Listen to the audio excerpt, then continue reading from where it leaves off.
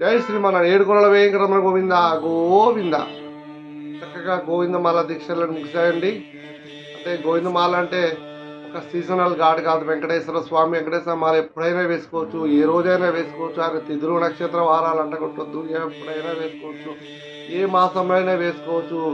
49 దీక్ష చేయాలి, లేదా విసులుబాటుని బట్టి అది 21 రోజు వాళ్ళు చేస్తూ ఉంటారు. చక్కగా అందరూ ఈ సంవత్సరం మళ్ళీ ఫిబ్రవరిలో మళ్ళీ మాల ఇస్తున్నాము, అట్లాగే మార్చి ఏప్రిల్లో మళ్ళీ మాల ఇస్తాము. ఇట్లా నెలకు ఒకసారి మాలలు వేస్తూనే ఉంటాము. కాకపోతే మేము ఈ మధ్యకాలంలో పదే పదే వింటున్నది ఏమిటనంటే వెంకటేశ్వర స్వామికి అంటు ముట్లు అంటగడుతున్నారు. ఆడవాళ్ళు ఉంటారు కాబట్టి ఇంట్లో వాళ్ళకి అంట్లు వస్తాయి కాబట్టి ఆడక్కడ ఇరుముడు ఉండకూడదని రకరకాలైన మాటలు వింటున్నాం మేము. అవన్నీ కూడాను ఎక్కడ వేద పురాణ ఇతిహాసాల్లో లేని మాటలు అవన్నీ.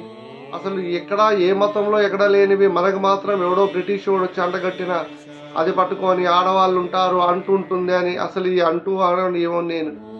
మాకైతే మీ ఎన్ని సంవత్సరాల నుంచి 36 సంవత్సరాల నుంచి మాల వేస్తున్నాం. ప్రతి సంవత్సరం 4-5 సార్లు మాల వేస్తుంటా, కానీ ఎప్పుడు మాకు అలా అనిపించలేదు. ఎక్కడ కూడా నేను చదవలేదు కూడా. కానీ మాకు ఏంటంటే ఉదాహరణకు ఒకటి చెప్తాను నేనండి. ఈ మధ్యకాలం నేను వింటున్న మాట ఇది. ఒకటక్క తను ఆహారం కోసము తిరిగి అన్ని తిరుగుతూ ఒక బట్టలు నేసి రంగులద్దే వాళ్ళ ఇంటికి వస్తుందన్నమాట. అది రాత్రిపూట వచ్చి అటు ఇటు చూస్తుంటే వాళ్ళ రంగులు అద్దటానికి ఒక రకమైన రంగుని ఒక బౌల్లో ఒక పెద్ద టబ్బులో కలిపి పెడతారు. అక్కడికి వచ్చిన తర్వాత తెలియక ఆ చీకట్లో జారి ఆ టబ్బులో పడిపోతుంది. ఆ టబ్బులో పడిపోయే వాళ్ళకి ఏమవుతుంది, దానికి అంతా రంగు అంటుకుంటుంది. ఆ రంగు పెట్టుకొని అంటుకొని తెల్లవారది అక్కడి నుంచి వెళ్ళి అడవిలోకి వెళ్ళగానే మిగిలిన జంతువులన్నీ కూడా వచ్చి ఏంటి ఈ కలర్, ఈ రంగు, ఎవరు నువ్వు, అసలు ఎలా ఉన్నావు, అలా ఉన్నావు అంటే అప్పుడు ఆ నక్కకు అర్థమవుతుంది.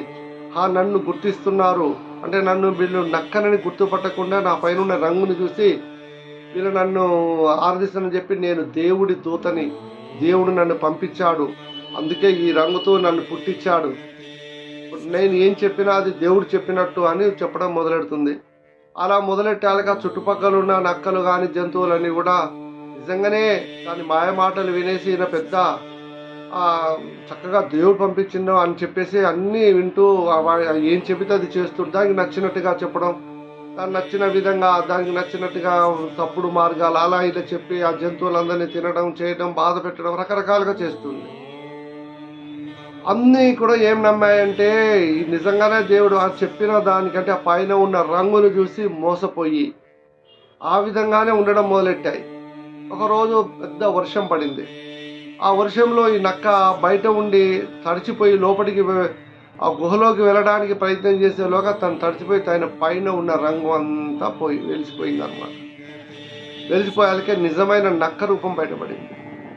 అప్పుడు మిగిలినవి అవన్నీ చూసిన తర్వాత అయ్యో ఇది ఎంతో దేవదూత అని ఇది చెప్పినట్టుగా మనం ఇలా చేసేసామే, ఇవన్నీ కూడా మనకి అలవి కాని పనులు, చెయ్యకూడని పనులు, ఇవన్నీ అది చెప్పిందని మనం చేశామే అని చెప్పి చాలా బాధపడి ఆ నక్కని నిలదీస్తే అదేం చెప్పిందో తెలుసా?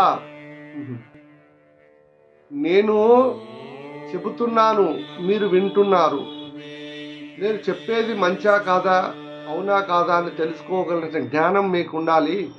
మీరు నన్ను నమ్మారు, నన్ను ఒక గురువు అన్నారు, ఇంకోటి అన్నారు, కాబట్టి నేను దాన్ని వాడుతున్నాను అని చెప్పారు.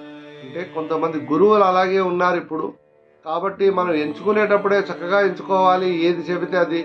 ముఖ్యంగా ఈ గోవిందమాల అంటే ఒక అద్భుతమైన శక్తి కలిగిన మాల. ఆ శక్తి కలిగిన మాలకు గురువు అని అంటే 3 సార్లు 4 సార్లు మాలేసి గురువు అవ్వడు. వేద పురాణ ఇతిహాసాలు ఉండాలి, తెలియకపోతే తెలుసుకోవాలి. తను నమ్ముకున్న 100 మందికో 10 మందికో 5గురికో తను మోక్షాన్ని పొందే వాళ్ళకి మోక్షం వచ్చే మార్గాలు ఏమన్నా చెప్పాలి. కానీ వాళ్ళని గురువు అంటున్నారు కదా అని ఇలా చేసుకుంటాం. మాకు చెప్తూ ఉంటారు, మేము ఇలాగే చేస్తామండి, మేము పోయేటప్పుడు ఇరుముడి కట్టుకుంటాం, మేము ఇంట్లోకి రాము, మేము గుళ్ళో ఉంటామని చెబుతూ ఉంటారు. అదే ఈ నక్కలాగా. ఈ నక్క ఏదైతే దానిపైన రంగు చేసి చెప్పిందో దాన్ని చూసి మోసపోయినట్టుగా. దయచేసి అలా కాదండి, అందరు గురువులు అలా ఉండరు, కొంతమంది అలా ఉన్నారు. వాళ్ళని మీరే ఎంచుకోవాలి, చూస్ చేసుకోవాలి. గమనించండి. చక్కగా శ్రీమన్నారాయణ సేవించండి, ఆయన కృపా కటాక్షాలు పొందండి. జై శ్రీమన్నారాయణ.